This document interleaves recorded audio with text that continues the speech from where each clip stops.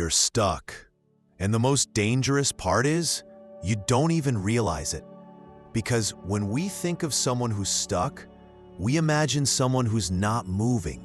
No progress, no direction, just stuck. But what if I told you the most dangerous kind of stuck isn't stillness? It's movement in the wrong direction. You're praying for change. You're asking God to open new doors. You've made plans, dreamed dreams, spoken declarations. But the moment life gets hard, the moment uncertainty hits, you don't lean forward in faith, you fall backward into fear. You run back to comfort, back to what's familiar, back to what feels safe, even when it's toxic. And now you call it waiting on God. But if you're not waiting, you're avoiding. You're not still, you're stuck. And you don't need more motivation, you need a revelation. You can't walk into the future with your feet still tied to the past. You're calling it peace, but it's really just the absence of risk. You're calling it healing, but it's actually just numbness. You're not standing still, you're running backwards. And if that's you, if you feel like something's blocking you, but you can't quite name it, this message might just be the thing that pulls you out of reverse and puts you back in gear. Because today, we're gonna break the cycle. Most people think that being stuck means you're not doing anything. But here's what they don't see. You can be stuck and still be moving. You can be showing up, getting dressed, posting verses, going to church, and still be emotionally stuck in a place God already delivered you from. See, movement is not the same as momentum, and busy doesn't mean productive. Some of you, you've been moving fast. You've been making decisions. You've been doing things, but you're not moving forward. You're just spinning in circles. It's like running on a treadmill. You sweat, you breathe heavy, you feel exhausted, but you're still in the same place. You haven't advanced, you've just repeated. And here's the truth. The enemy doesn't have to stop you if he can get you to repeat the same pain. Some of you are running back to that person, to that habit, to that identity God told you to leave behind. Not because you're broken, but because you're scared of what comes next. It's easier to return to pain you know than to face a promise you can't yet see. So you romanticize your past, you edit the memory, you delete the trauma, you keep the feeling of safety. But God didn't bring you this far to run you in circles. He wants to bring you through it, not back to it. So here's the question. Are you moving or are you repeating? Because if the scenery in your life hasn't changed, if your thoughts still sound like fear, if your language still sounds like lack, then maybe, just maybe, you've been running in the wrong direction, and it's time to turn around. I want to show you something that's been hiding right under the surface of your daily life. It's subtle, so subtle in fact, that most people miss it. They think the reason they're stuck is because of something external, a job that didn't come through, a door that didn't open, a person who walked away. But more often than not, it's not a door, it's not a boss, it's not your past, it's you. It's the way you've learned to retreat instead of rebuild, to repeat instead of release, to relive what happened, instead of rewrite what's possible. See, I knew someone who prayed every single day for God to give her something new, a new start, a new relationship, a new identity. But the whole time she was praying, she was still holding on to what God told her to surrender. You know what that looks like? It looks like asking for peace, but feeding your bitterness. It looks like declaring faith, but rehearsing your failures. It looks like asking God for rain while standing under an umbrella that you refuse to put down. You want new, but you're still living in the language of the old. You want to walk forward, but your spiritual GPS is still set to an old destination that God never called you to. And you wonder why your soul feels disoriented. You wonder why you feel dry inside, even though you're doing all the right things on the outside. Because you're trying to build a future with bricks made of regret. And let me tell you something. Regret is a heavy material. It'll weigh down your calling. It'll bury your confidence. It'll infect your decisions until you can't tell the difference between wisdom and fear. Can I be real with you? Some of you are not stuck because God is testing you. You're stuck because you're still telling yourself a story that was written in a season that already ended. But the truth is, you're not that person anymore. You're not who you were when they hurt you, when you failed, when you lost that thing you thought you couldn't live without. But if you don't renew your mind, you'll keep seeing life through the lens of that moment, that pain, that trauma, that identity. Let me ask you, what do you keep running back to? That addiction? That relationship? That version of yourself that you've outgrown? You're not bad. You're just tired. Tired of hoping again. Tired of trusting again. Tired of believing in something you can't yet see. So it feels safer to run back to what you already survived than to risk stepping into something you're not sure you can handle. But here's what God showed me. The pain of staying stuck will eventually outweigh the fear of moving forward. So the question is, will you keep running backwards until life breaks you? Or will you finally believe that there's more waiting for you on the other side of obedience? Because you can't keep pretending that carrying your past isn't costing you your future. You think you're protecting yourself, but what if you're actually delaying yourself? What if everything you've been waiting on is already available, but you're facing the wrong direction? Let me take you to Isaiah 43. Now, let me give you the context. God is speaking to his people who've been in exile, people who've lost a lot, people who've cried more tears than they care to admit. And he says something so powerful, so contradictory to how we think, that if you're not paying attention, you'll miss the weight of it. He says, "Forget the former things. Do not dwell on the past." Wait, what? God, you want me to forget? Forget the moments that shaped me? Forget the trauma? Forget the betrayal? He's not saying you should delete the memory. He's saying, stop living from it. There's a difference between remembering the past and reliving it. There's a difference between learning from what hurt you and letting what hurt you define you. And then God says, "Behold, I am doing a new thing." Let me stop right there. He didn't say, "I will do." He said, "I am doing." That means it's happening right now. Whether you see it or not, whether you feel it or not, whether you believe it or not, God is already working. But here's the key. He follows up with a question. Do you not perceive it? In other words, can you see it? Can you sense it? Or are you so focused on what's behind you that you're missing what's in front of you? Because what good is a new thing if your mind is still trapped in the old? It's like giving someone a brand new car, but they refuse to take it out of park because they still remember the last time they crashed. God says, "I'm doing a new thing," and it's already springing up. I love that image, springing up. It doesn't say it's exploding. It doesn't say it's obvious. It says it's springing, which means it might still be small. It might still be underground. It might still be hidden in a seed form.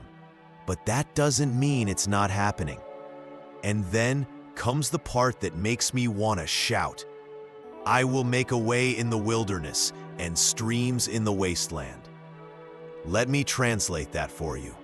Even in the places you thought were dead, even in the situations you gave up on, even in the parts of you that feel dried out, worn out, burned out, God says, I'm not done. I'll put water where there's been nothing but dust. I'll bring life into what looked like loss. I'll create a path where you thought there was only pain. But here's the tension. You won't recognize the new thing if you keep using old language to describe your life. You won't walk into it if your mindset is still molded by yesterday. You won't partner with it if your heart is still protecting wounds that God already healed. And I get it. Sometimes we stay attached to the past because we think it's safer. But in doing that, you might be missing the miracle that's already in motion. So here's the question for today. Can you perceive it? Because God's not waiting on permission to move. He's just waiting for your attention. I wonder how many blessings you've missed.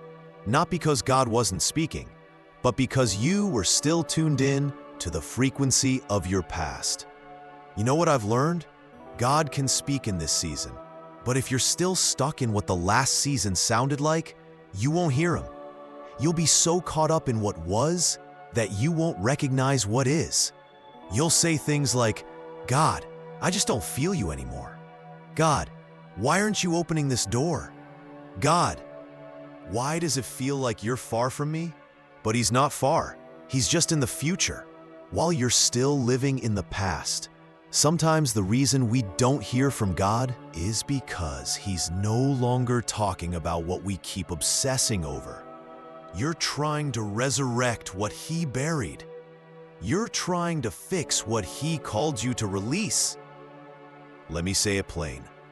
You can't experience resurrection while holding on to what's supposed to stay dead. That version of you, the one that needed validation from everyone, the one that said yes to keep the peace, the one that shrunk back every time things got hard, that version of you died in the fire. So stop trying to put it back together when God already gave you something better. You don't need to be who you were. God didn't call you to repeat. He called you to rebuild. He didn't save you so you could return. He saved you so you could run different. But that takes courage, because let's be honest, running backwards is easy. It's safe. It's predictable. You already know how that ends. Even if it's toxic, even if it hurts, at least you understand it. But the future, that's unknown. So we play it safe. We say, well, maybe God just wants me here for now. When deep down, we're just afraid to believe for more again. And you know what happens?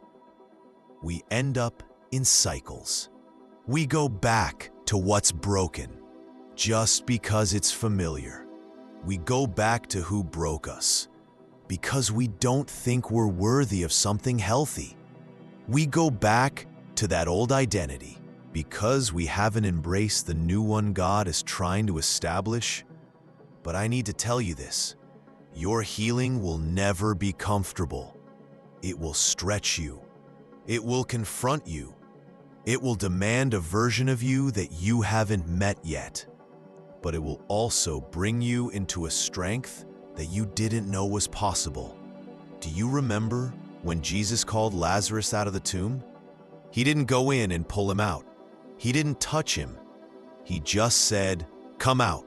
And Lazarus, wrapped in grave clothes, still smelling like death, still tied up in the evidence of where he'd been, he had to walk himself out of the place that held him. And that's what I believe God is saying to you today. Come out. Come out of the regret. Come out of the bitterness. Come out of the false identity. Because if God raised you, why are you still living like you're buried? Here's what I believe. God is not intimidated by where you've been, but He's deeply interested in where you're headed. He doesn't consult your past to determine your purpose. And yet, we keep bringing it up like it still has the final word. We say things like, "But God, I failed last time. But God, I messed it up. But God, they left. But God, I'm not ready." And God says, "But I'm still calling you." You don't need to be qualified. You just need to be available. You don't need a perfect past. You just need a present yes. So let me ask you something hard. What if the only thing keeping you from walking into what's next is that you keep running back to what God already brought you out of? What if you've mistaken comfort for calling? What if you've accepted survival when God designed you for victory? What if you've built your home in a place that was only meant to be temporary?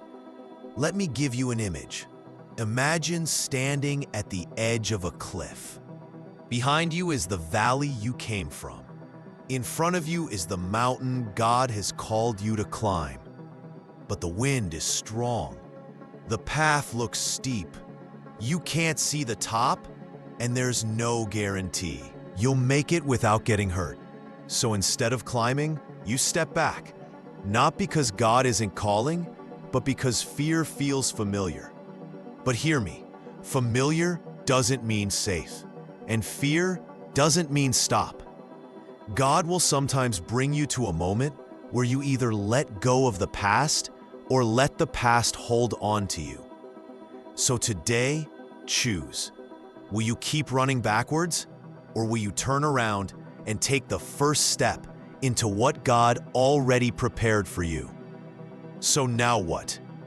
Now that you've heard the word, now that the mirror's been held up, now that God has whispered, shouted, and confirmed, what do you do with this? Let me make it plain. You stop rehearsing the pain. You stop giving power to memories that no longer serve your mission. You stop telling yourself that you're not worthy of what God already died to give you. I want you to do something this week. Every time you catch your mind running backwards to what they said, to what you lost, to what didn't work, interrupt it. Don't let that thought finish. Don't let that scene play out again in your head. You say out loud, if you have to, "That version of me doesn't live here anymore. That memory has no authority over my movement. That season ended, and I'm not dragging it into this one." You have to be intentional with your mind, because if you're not, it will take you back to places God rescued you from. And for some of you, it's not just a mental shift, it's a physical one. You need to clear out that box in your closet that still ties you to who you used to be. You need to block that number you keep texting when you feel lonely. You need to change the playlist that fuels your sadness more than your healing. This isn't just spiritual, it's strategic. God can't fill hands that are already full. So let Him empty you of what's old so He can fill you with what's new. Let's pray this together, right now. Say this out loud if you can. God, I've been running in circles. I've been stuck in loops. I've been living like I'm still in a place that you already called me out of. But today, I choose to stop. I stop running backwards. I stop giving life to what you declared dead. I choose forward. I choose faith. I may not see the full picture.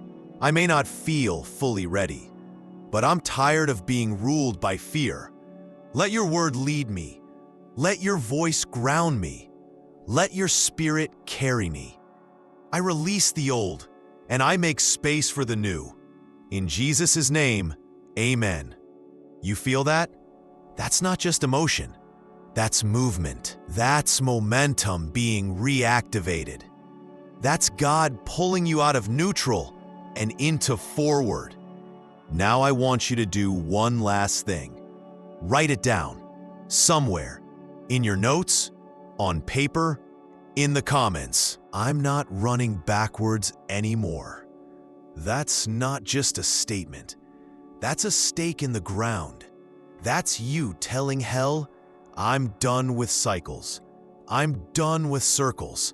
I'm done living like I'm still lost. Because today, a new thing began. I don't know who this is for, but I came to speak over your life with the kind of authority that breaks chains. You've been surviving. You've been holding it together. You've been doing your best to smile through brokenness and worship through confusion. But today, I declare in the name of Jesus, the cycle is broken. You will not die in what you were delivered from. You will not repeat what you were rescued from. You will not rebuild what God already removed. You've cried enough tears. You've played small long enough. You've carried guilt that was never yours to begin with, and today, you're dropping it. Drop the shame. Drop the replay. Drop the excuse. I know it hurts. I know you wanted closure. I know you wanted answers, but you don't need closure. You need calling. You don't need to go back and fix it. You need to move forward and fulfill it. Because the version of you that God is building in this season is not compatible with the patterns of the last one. So I speak this now, not as a suggestion, not as a wish, but as a declaration. You are not stuck. You are being strengthened. You are not forgotten. You are being positioned. You are not too late. God is right on time, and He hasn't changed His mind about you. I declare, every lie the enemy spoke over you is being reversed. Every wound you've been hiding is being healed. Every delay you've experienced is turning into a divine setup. You're not cursed. You're called. You're not broken. You're becoming. You're not done. You're just getting started. The enemy tried to use your past to hold you hostage, but you're walking out of that prison today. This is the moment the grave clothes come off. This is the moment you stop identifying yourself by what they did, by what you lost, by what didn't work. This is the moment you say, I've been through it, but it didn't break me. I've been tested, but it didn't take me out. I may have scars, but they're proof that I survived. Let this be the moment you shake off everything that's tried to bury you.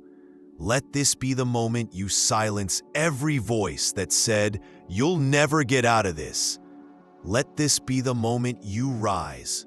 I declare, your mind is being renewed. Your heart is being healed. Your purpose is being reignited. From this day forward, you walk different. You think different. You speak different. Because something broke today. Something shifted today. And no, it's not just a good feeling. It's not just inspiration. It's a spiritual transaction. Heaven moved, hell backed off, and God said, you're mine. You're chosen. You're not what they said. You're not what you feared. You're not what happened to you. You are free. So walk like it, talk like it, live like it. In Jesus' name. Let me tell you a story.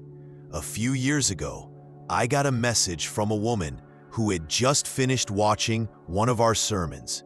She wrote, Pastor, I feel like I've been running in circles for years. Every time I try to move forward, something pulls me back. It's like I'm chasing a version of myself that doesn't exist anymore. She talked about how she stayed in a relationship that she knew was toxic. just because it felt familiar. She talked about how she kept replaying the words her father said to her when she was 12. How she kept punishing herself for something God already forgave. And then she wrote something that stopped me in my tracks. I thought staying stuck meant I wasn't strong. But I'm realizing now, staying stuck was my way of feeling safe. She thought safety meant standing still. But what she didn't realize was that standing still was slowly killing her confidence, her peace, her purpose, her ability to believe for more. But something happened. She told me, "When I heard you say that the enemy wins by getting us to repeat what God already rescued us from, I broke."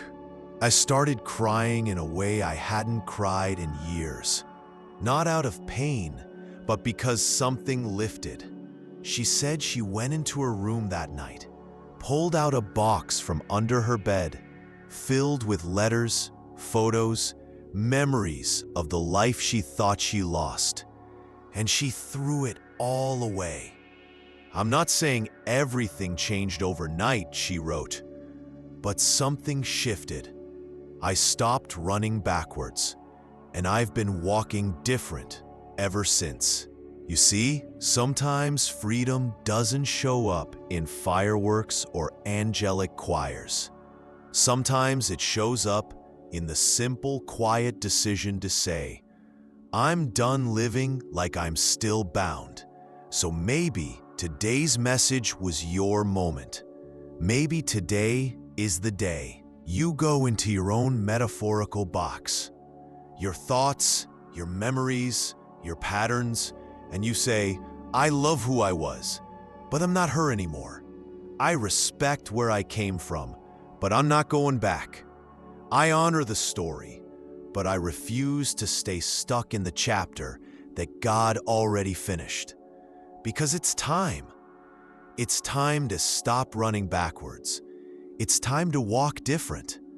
It's time to believe that if God brought you this far, He's not done yet. So now it's your turn. Not to listen, not to cry, not to nod your head, to respond.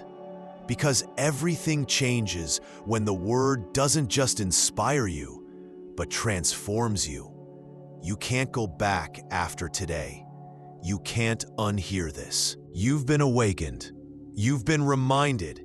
You've been called. Now you choose. Will you stay stuck in the safety of what you know? Or will you trust God enough to step into what you can't yet see? I'm not asking you to have it all figured out. I'm asking you to say yes. Yes to growth. Yes to risk. Yes to forward. Because here's the truth.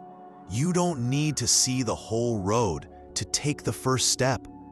If this message was for you, and you know something shifted inside of you, then don't keep it to yourself. Declare it. Write it in the comments. "I'm not running backwards anymore." That's not just a sentence. That's a spiritual signature. That's a moment marked in heaven. And if you haven't already, subscribe. Not to the channel, to the process of becoming, of healing, of walking in who God called you to be. But while you're at it, click that subscribe button too, because we're not done speaking over your life. We're not done breaking cycles. We're not done declaring freedom. There's more coming. But for now, take this word, take this moment, take this truth, and don't run backwards. Run different. Run free. Run forward. In Jesus' name.